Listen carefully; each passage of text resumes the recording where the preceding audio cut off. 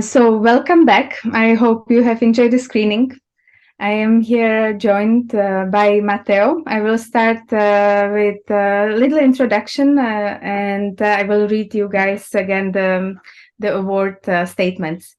So Matteo Ibarra is a Swiss independent filmmaker and producer. Apart from living in Austin, he studied production also in London and direction at the Haute École d'Art et de Design in Geneva.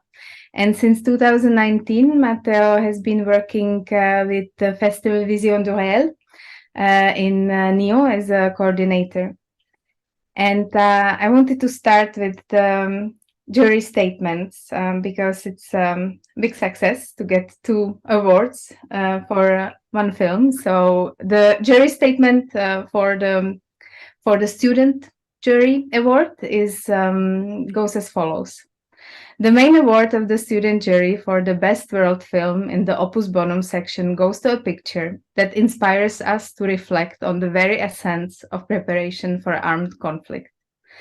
The film captures the absurd reality of the mandatory military training in Switzerland, and to this end, employs a very sensitive and well-designed structure. And the editing award, which is the second award for the best editing at the Ji.hlava festival.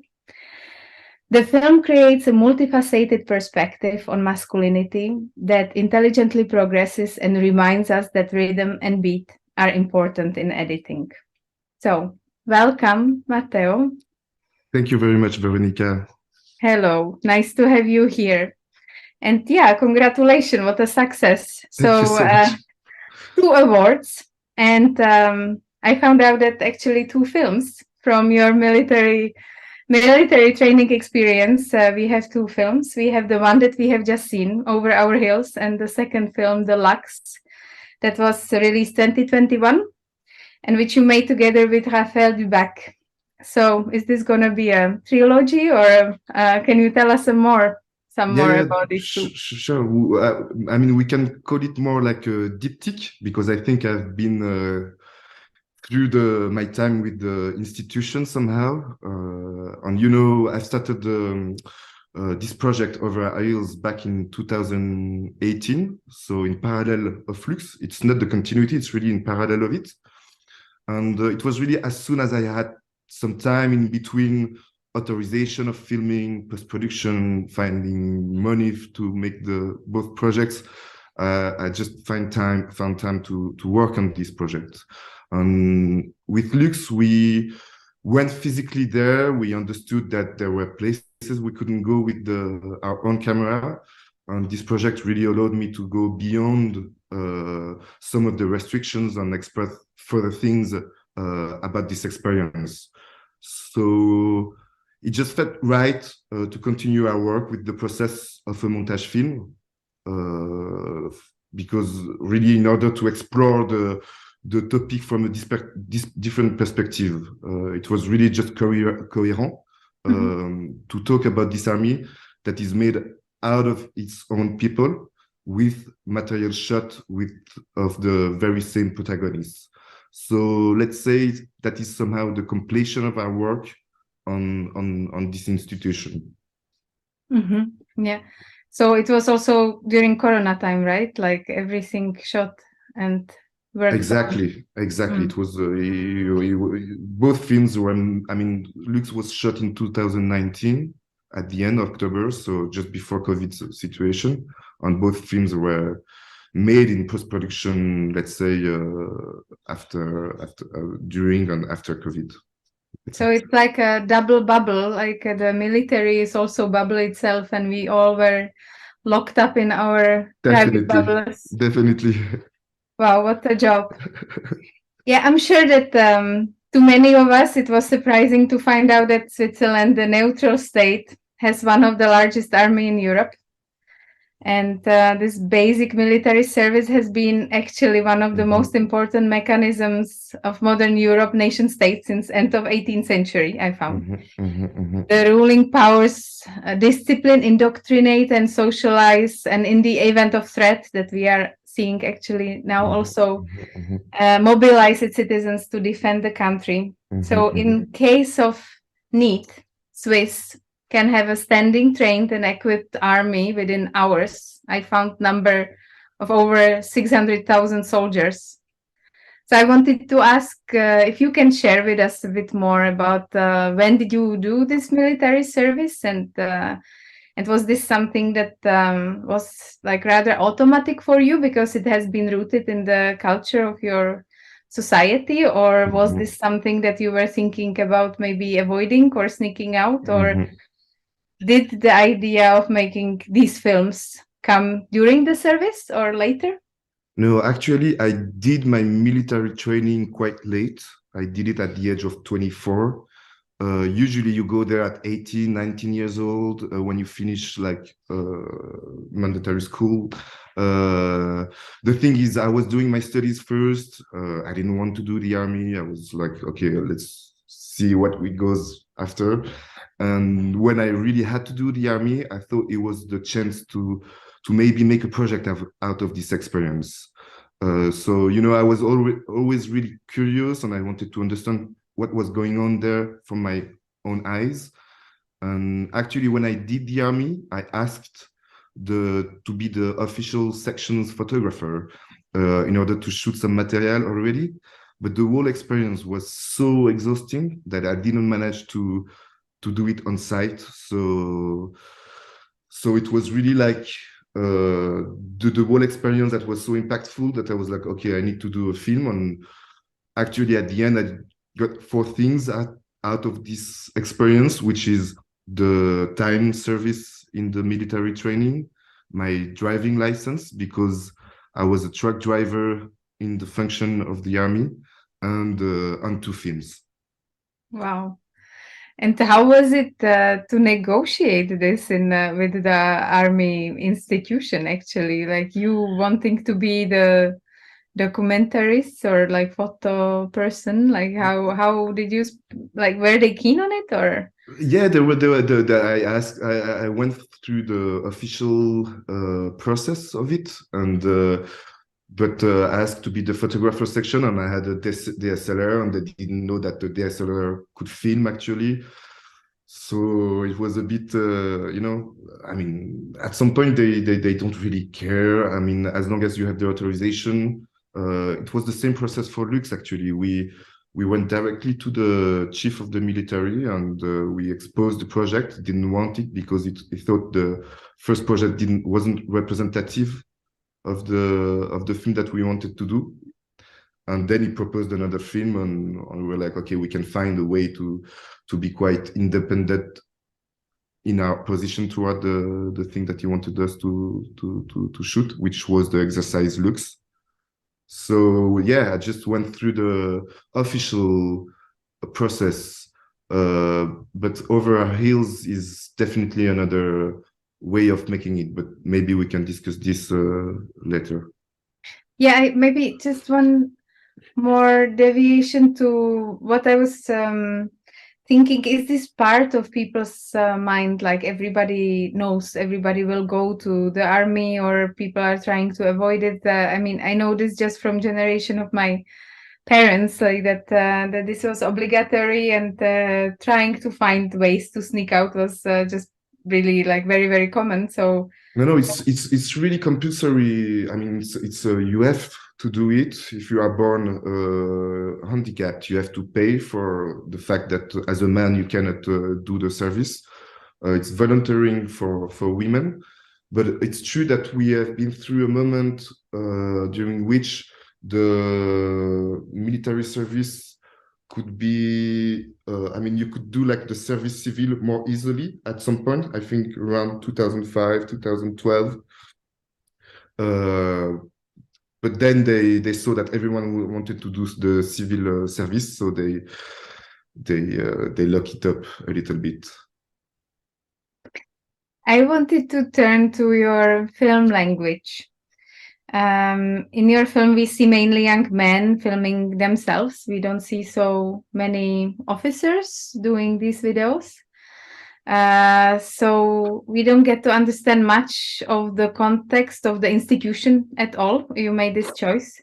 How long does it last, or what are its mechanisms, or how is it financed? So there is only one man, I now remember, that is arguing for the army. He's very vocal about the benefits.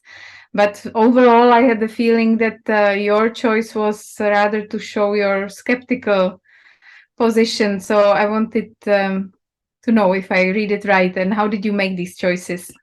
Well, speaking of the officers, you can actually see some of them. They are the ones giving orders to turn around a stick or to shoot against your imaginary girlfriend if she cheats on you. But it's true, you cannot see a lot of them explaining their opinion like the other soldiers. But that choice is not innocent, for sure. Overall, I think it's really important to say that I was not interested in explaining the historical and economical facts of the institution at all. You know that there was a newspaper review that just got out. I think the guy commented the fact I haven't explained how relevant Swiss military spending and training is. But the fact is, if you wanted an informative piece about it, you should do it on this side, because it was not my proposition at all. I really wanted to dive into this institution while giving more like a sensorial experience of what I've lived within it.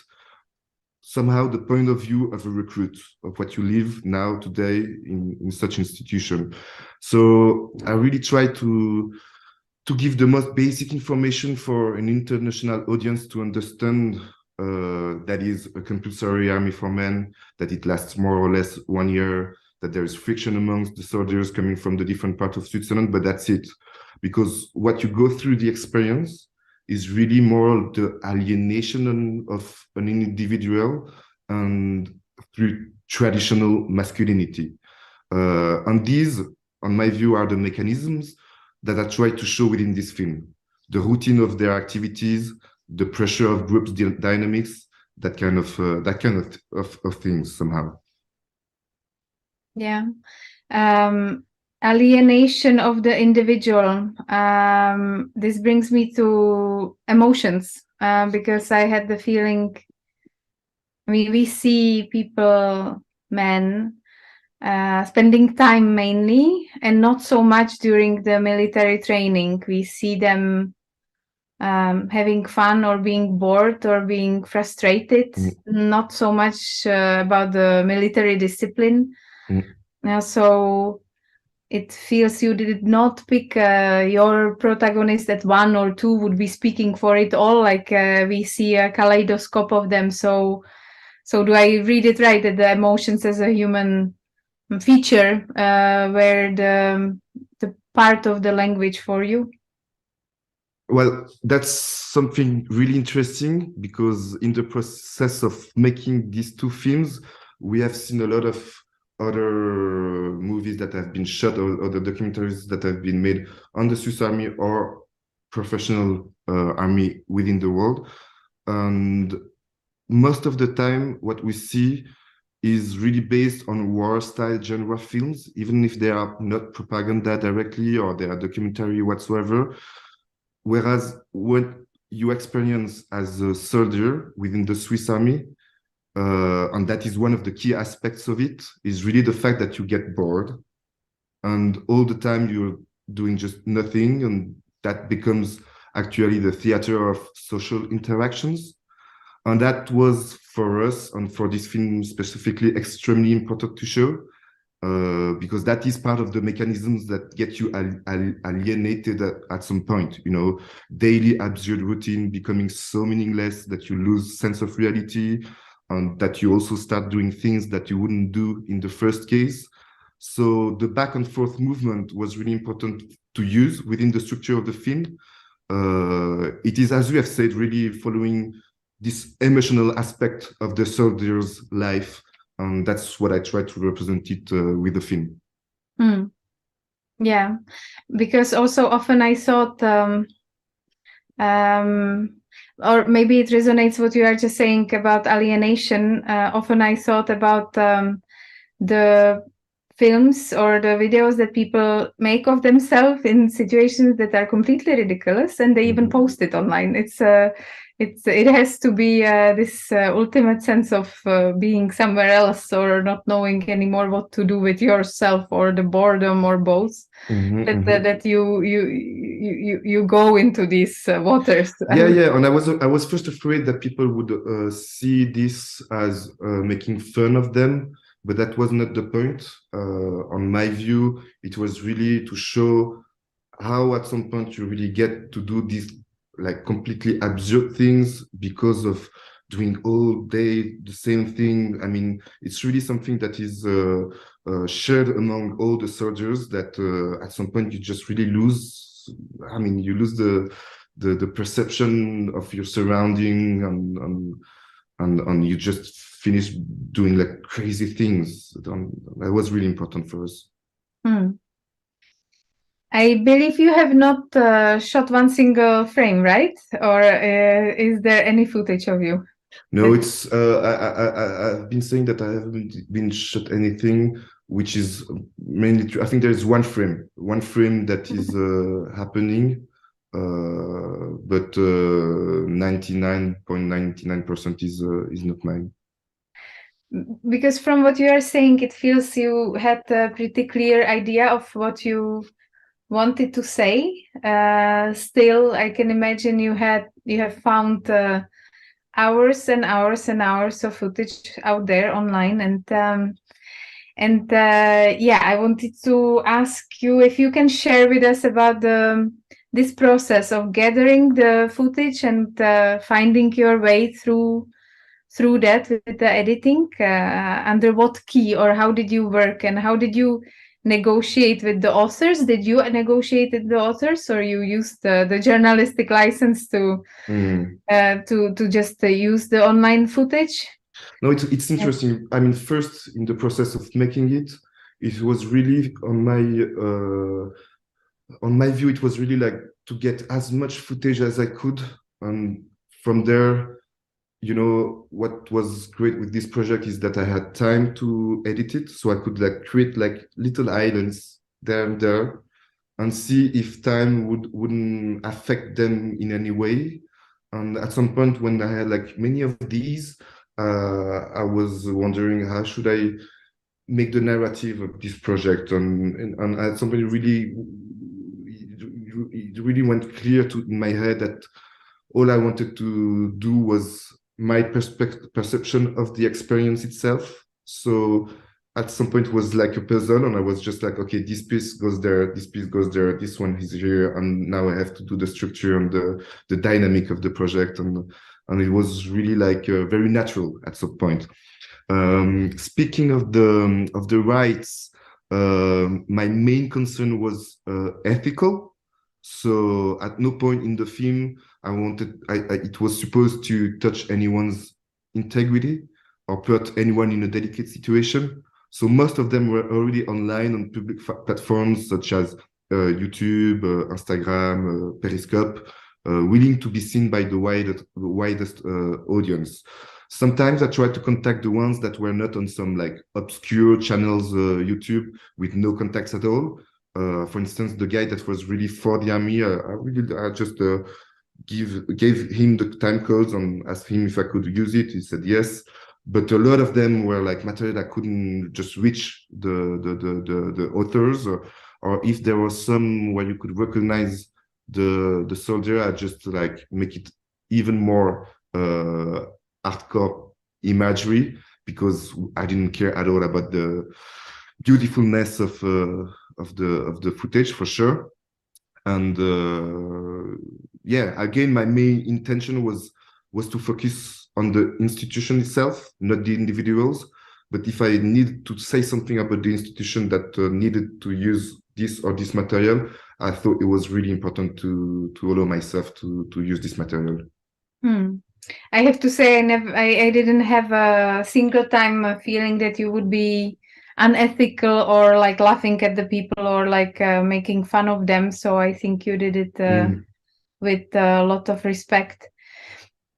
Talking about the footage, is there any footage that's by the official authorities or not at all?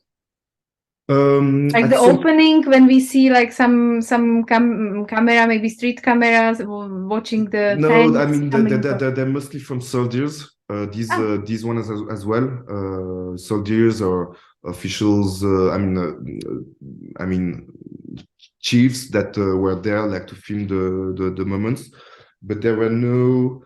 At some point, I wanted to use the sequence of the official propaganda because it's definitely propaganda of the army, but it didn't match finally what I really wanted to say within this film. So from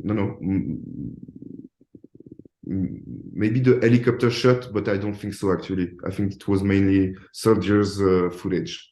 Mm-hmm.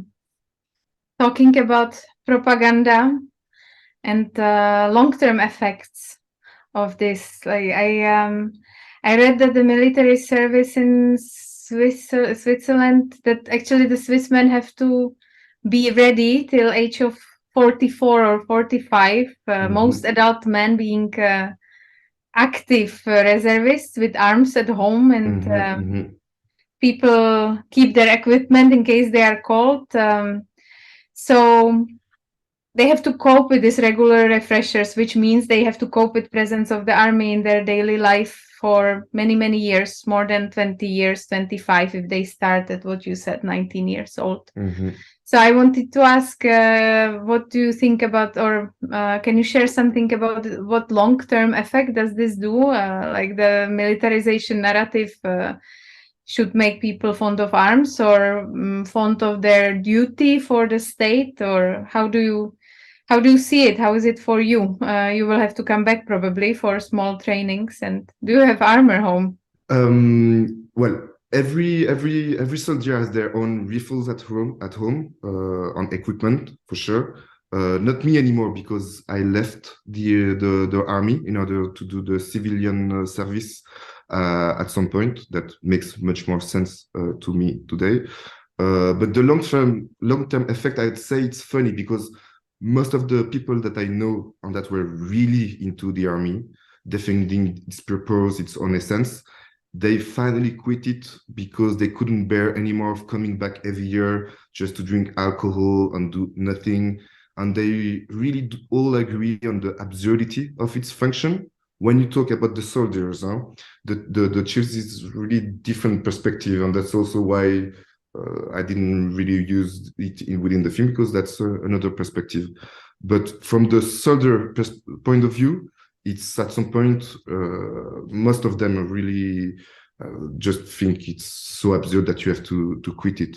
The only positive aspect I've heard of is that you meet other people from different parts of Switzerland, although you can also do it with the service civil. So I don't see it as an argument at all. But yeah, people all agree on the really impactful time they've been through. That is really a consequent influence of everyone's life. And you don't become obviously an extremist by doing the army. You don't become like obviously fond of weapons and stuff, but it definitely plays with your view on yourself, on your surrounding, by imposing a really manly and warrior style experience. So it has an impact for sure. You talk about absurdity and boredom. I wonder. I mean, Switzerland is probably in different situation than the Czech Republic. We are very, very close to the current war and armed conflict. Maybe the vision or perception of the society towards this service has changed since, or did it change since the beginning of the war against Ukraine, or is there any current debate in the society that would be more for this service, people seeing it less absurd, but or how is it, if you can share? Well, it definitely changed in the whole discourse of the military, because now they feel that there is a real threat. I mean, this guy in the film is already talking about a war coming in 2014, but conflicts within part of the world will always happen. I don't see them as people forcing the future somehow.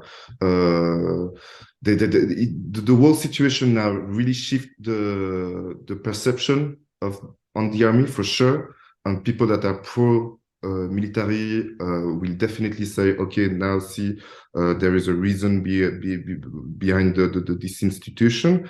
But for me, it's not at all the case, and even more, we should question this institution even more than before, because we can see that this is the institution that would deal with this situation, and for the moment, it's really just a traditional masculinity school during which you are taught to be like virile, manly warriors. And I really do think that for sure, the question of security needs to be addressed. We really need to think about how to deal with armed forces, what are their powers, how to deal with them in their, I mean, how they are positioning themselves towards real situations. But we cannot rely on institutions like these ones, where the question of so-called security is dealt in such a wrong way, on my view. And also, I mean, today we should talk about also the ecological disasters, the social and economical situations, the cybersecurity reasons. I mean, when you see in Switzerland, the army actually made their first cybersecurity department January 2022. So 30 years after the internet that we know it as today, and you're like, okay, you have like concrete situation where you need security in somehow, and this army that is supposed to defend is really out of its place, on my view. Yeah, 2022, good. I mean, you have it now.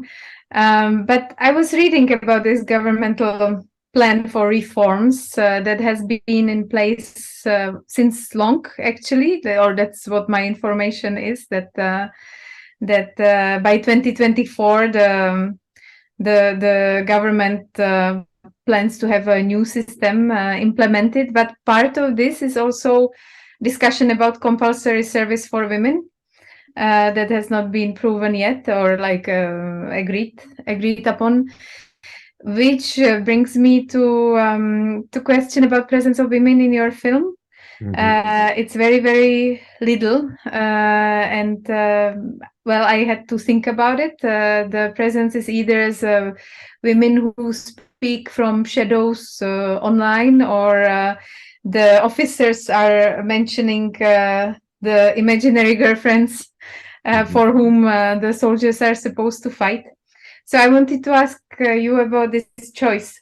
How did it come along? Although they are volunteers as women, like in the army. Yeah. I mean, I really try to use the presence of women as it is in the army, meaning mostly present in discussions, but not there at the same time.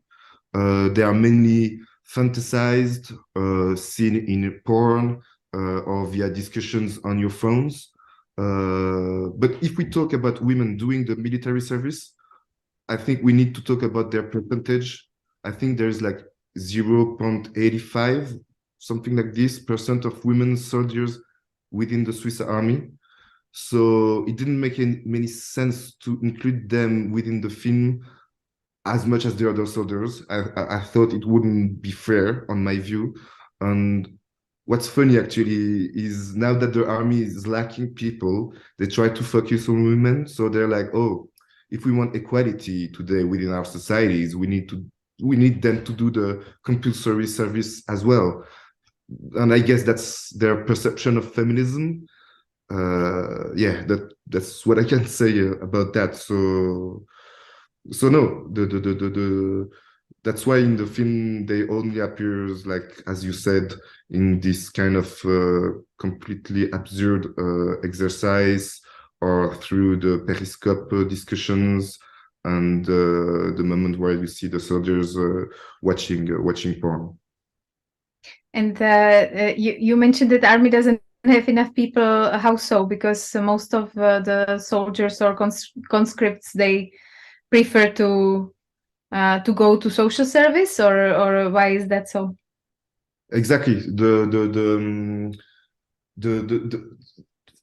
I mean, the army was always like compulsory. Then at some point, people really tried to make the service civil available. You also have another thing that is called the protection service. And if you cannot do all of that, you have to pay as a man. But and yeah, I think they started opening the service civil 2005, 2010. I don't remember, but quite late in the 2000, and they saw that most of the people escaped the army by going there. Also because it made much more sense, because you are working for institutions that really need your help at some point, and you are not. I mean, you are really like you are also traveling and meeting people, and you feel useful for society. And I don't know, their logic is okay, everyone is going there, so maybe we have to lock it up, and now it's more difficult because they are lacking people. I mean, people realize that it's not. I mean, it's completely absurd. I have one more question to the to your film language and to the storytelling. I was thinking of it. If you could share with us more about your work with sounds and work on music. If you have worked with external sounds, or how did this process go?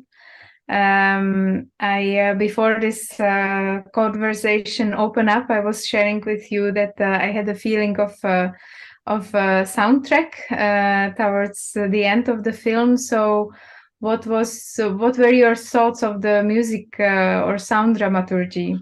Well, all sounds on most music, they all came from the material shot within the footage of the soldiers. So I didn't use the music because I wanted to like put music on this scene or this scene. It was like always music that has been played at some point, and that is part of the footage that you see.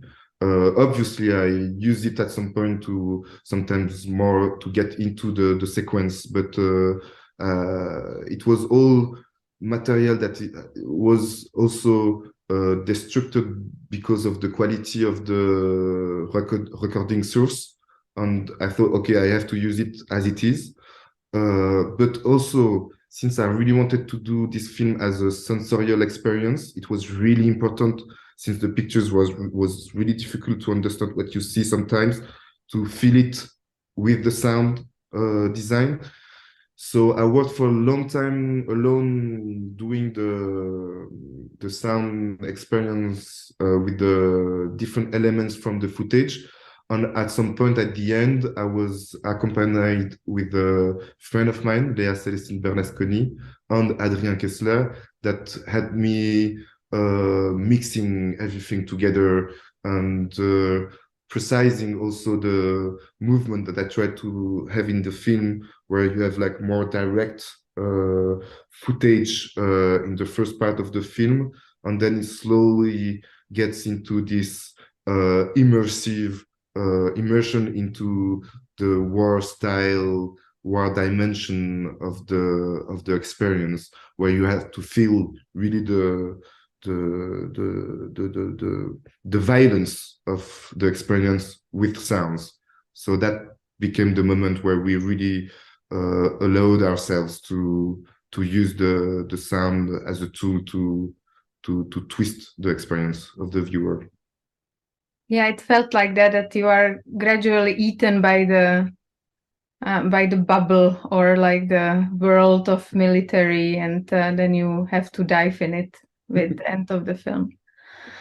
Yeah, thank you so much, Matteo. It was very nice talking to you. I have one more obligatory question, what's next? You said this is a diptych. Is there any new project in the pipeline, or what's next? Yeah, I'd like to continue working on institutions that work with different traditions, as I think they are good indicators of contemporary life. I've been shooting a film about boys' schools this summer, but I don't know where it goes with this yet. But I would also continue working with this workflow of montage film, for which I have a real passion. So let's see. Yeah, best of luck, and looking forward to meet you somewhere soon at the festivals. Thank you, Veronica. Thank you, the festival as well. Thank you. And thank you, dear audience. Hope you have enjoyed the discussion, and see you next time. Goodbye.